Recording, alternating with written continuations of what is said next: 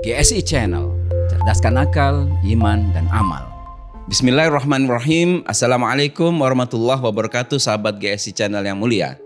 Kita sampai lagi di diskusi tentang ayat favorit yang kemudian turun menjadi visi misi, yang kemudian dalam rangka meraih realisasi dari visi misi itu, kita mau hidup berdasarkan prinsip, kita mau hidup berdasarkan sumpah, yang menjadi 10 sumpah yang insya Allah kita coba maksimalkan, amalkan, maksimalkan, terapkan dalam kehidupan kita sehari-hari, baik oleh guru maupun santri di sekolah impian.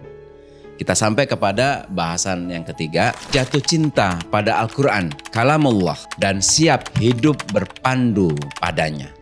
Nah, kita kupas satu-satu ya, dikit-dikit. Jatuh cinta tuh sebuah perasaan yang insya Allah dialami oleh mayoritas manusia. Banyak banget definisinya, tergantung dari perspektif kita memandang. Kalau menurut kamus, cinta itu adalah perasaan suka yang levelnya tuh sangat tinggi gitu ya.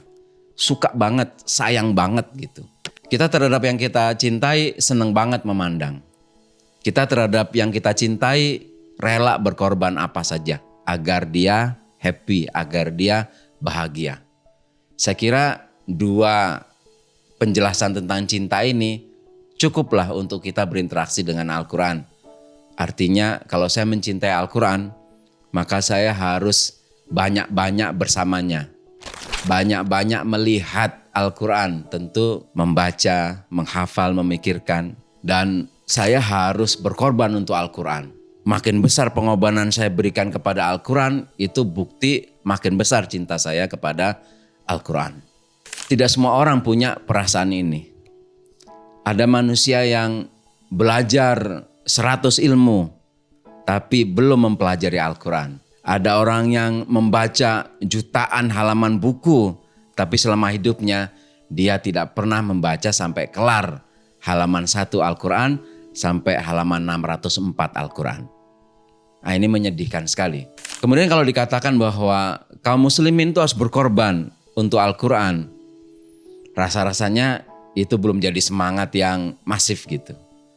Misalkan kalau kita sekolahkan anak kita ke sekolah, perasaan takut, panik, cemas itu akan datang ke kita kalau anak kita tuh nggak bisa bahasa Inggris, nggak bisa matematika. Tapi kalau kita dengar anak kita nggak bisa baca Quran, itu kita bisa abai gitu. Al-Quran buat apa sih gitu? Kan pentingan bahasa Inggris, kan pentingan matematika, nanti buat kerja, buat nyari uang.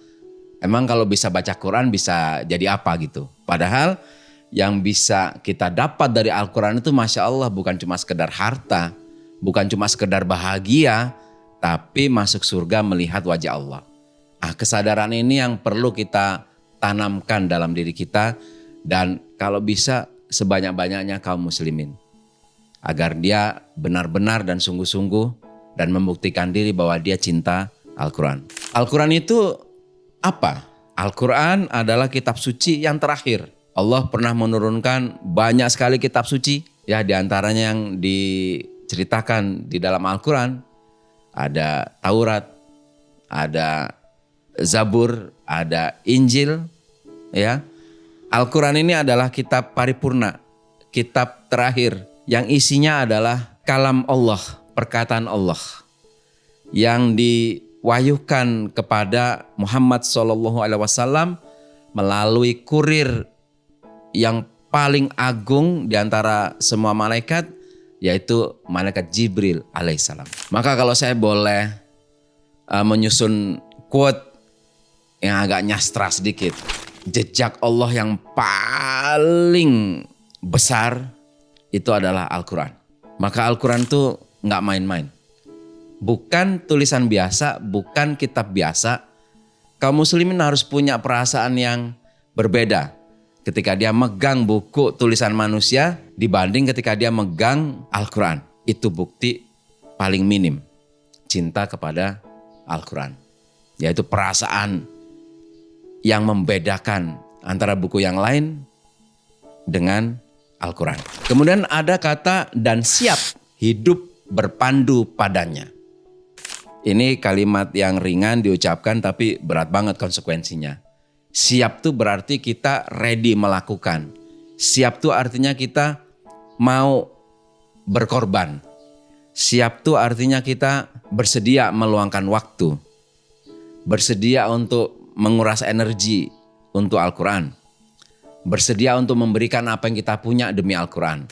Masya Allah, kalau kita ngafal Al-Quran satu ayat itu bisa dibaca 10, 20 kali, 50 kali, bahkan ratusan kali. Nah, ini berapa energi yang terbuang. Dan kalau tiba saatnya nanti, ketika saya harus berwakaf, berinfak agar Al-Quran ini mulia, agar Al-Quran ini tersebar, maka rasa-rasanya kalau saya punya uang 5 miliar, saya nggak keberatan memberikan separuhnya untuk pesantren yang membahas Al-Quran, yang mengajarkan Al-Quran. Nah, ini bukti bahwa saya berkorban untuk Al-Quran. Kemudian hidup berpandu pada Al-Quran, itu juga bukan kalimat yang main-main tuh. Artinya kalau kita hidup dengan panduan Al-Quran, saya mau menikah, saya baca Al-Quran. Siapa yang layak dan bagus saya nikahi? Bagaimana caranya? Kalau saya berdagang punya toko, saya akan lihat Al-Quran. Gimana caranya berdagang yang baik? Gimana caranya mengambil untung yang baik? Apa yang dilarang dalam perdagangan? Kalau saya nyunatin anak saya, caranya harus sesuai dengan Al-Quran. Kalau saya nikahin anak saya, ya caranya harus sesuai dengan Al-Quran. Apapun cara saya belajar, cara saya berwarga negara, cara saya membuat sebuah karya, cara saya menghasilkan uang berekonomi, itu juga harus sesuai dan tepat dengan apa yang disarankan, diperintahkan oleh Allah melalui Al-Quran. Nah, ini kalimat pendek yang luar biasa berat untuk mengaplikasikannya. Inilah sumpah yang ketiga, jatuh cinta pada Al-Quran yang adalah kalam Allah dan siap hidup berpandu padanya. Allah berfirman, "Fa'aminu billahi wa rusulihi wan nuril ladzi anzalna wallahu bima ta'maluna khabir." Kurang lebih artinya, berimanlah kamu kepada Allah. Ini yang pertama. Berimanlah kamu kepada Rasul. Ini yang kedua. Dan yang ketiga, berimanlah kepada Al-Quran. Orang disebut komplit Islamnya, diterima syahadatnya, diterima imannya kalau dia beriman kepada 3 hal ini. Menurut firman Allah yang tadi, berimanlah kepada Allah. Bagaimana cara beriman kepada Allah? Minimal kita percaya bahwa Allah adalah Tuhan. Minimal kita percaya bahwa Allah adalah satu-satunya Tuhan. Dan kemudian kita menjalankan semua perintahnya dan berjuang keras menjauhi semua larangannya. Taat, itu bukti kita beriman kepada Allah. Taat, itu bukti kita beriman kepada Allah. Dan sekarang beriman kepada Muhammad SAW, beriman kepada Rasulnya. Apa buktinya? Paling minim percaya bahwa Muhammad SAW adalah Rasul Allah. Rasul yang terakhir, penutup para nabi. Saya percaya tentang itu. Minimal yang kedua adalah bersolawat, bersalam ketika namanya disebut. Muhammad SAW dan seterusnya. Dan yang ketiga adalah minimal mendengar sabdanya, memikirkan sabdanya, dan mengamalkan sabdanya. Inilah hadis Nabi, inilah sunnah Nabi yang harus kita ikuti. Kita jalankan, kita amalkan, kita lestarikan, kita ajarkan ke banyak orang, kita ajarkan ke anak cucu kita. Inilah minimal bukti iman kita kepada baginda Nabi Muhammad SAW. Dan sekarang beriman kepada Al-Quran. Apa bukti konkretnya? Apa konsekuensinya? Minimal kita percaya bahwa Al-Quran adalah kalamullah, kitab suci yang terakhir. Minimal kita mengaksesnya, membaca, mampu membaca Al-Quran itu bukti kita beriman kepada Al-Quran. Kalau kita sudah bisa pandai baca, kita tingkatkan dengan tajwidnya dibikin indah, dibikin perfect. Kalau kita sudah secara paralel, kita pelajari artinya, terjemahannya. Secara paralel juga kita pelajari, kita gali tafsirnya dari para ulama tafsir dan dari para ulama-ulama. Dan kemudian kita mengajarkan. Kita punya istri, Al-Qurannya kurang pinter baca, kita ajarkan. Kita punya anak, kita ajarkan dia menghafal Quran dan seterusnya. Selama hidup kita terus mencoba mengamalkan ayat-ayat Al-Quran. Semoga ketika kita mati, banyak ayat yang sudah berhasil kita amalkan. Dan yang terakhir memang harus berkorban untuk Al-Quran.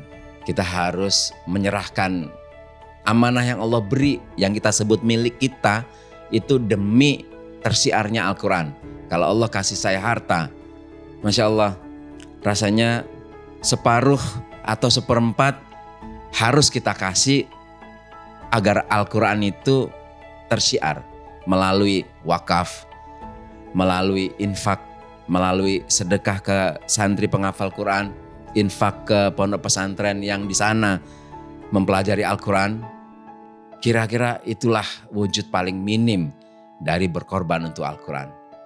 Semoga kita termasuk kaum muslimin yang cintanya gak basa-basi kepada Allah, kepada Rasulnya SAW, dan kepada Al-Quran Al-Karim. Demikian, wassalamualaikum warahmatullahi wabarakatuh.